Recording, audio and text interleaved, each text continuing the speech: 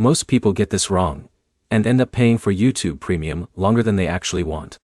The cancellation button is not hard to find, but it is hidden just enough to confuse you, especially if you signed up through mobile billing or a family plan.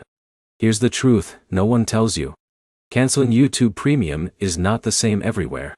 It depends on how you subscribed. Google account, iPhone App Store, or Android Play Store.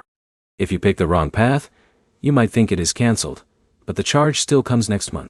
In this video, you will learn exactly how to cancel YouTube Premium in 2026 step by step, no matter what device you are using. And more importantly, I will show you how to make sure you are not charged again by mistake. Let's start with the fastest method. If you signed up directly through Google, open your browser and go to YouTube. Tap your profile icon in the top right corner.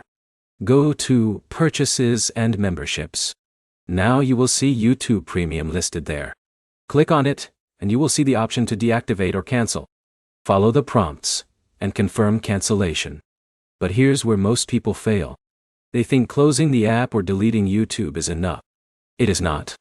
The subscription runs through your account, not the app. Now if you subscribe through iPhone, things change slightly. Go to your iPhone settings, tap your Apple ID, then go to Subscriptions. Find YouTube Premium in the list. Tap it, and select Cancel. Simple but easy to miss because Apple hides subscriptions in a long list.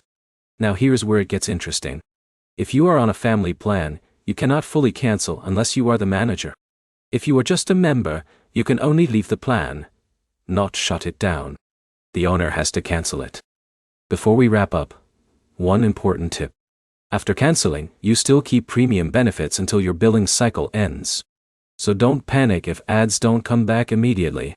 To double check, always revisit the Purchases and Memberships section. If it shows inactive, you are good. So to summarize, always cancel through the same platform you subscribed on, confirm it properly, and check your billing status afterward.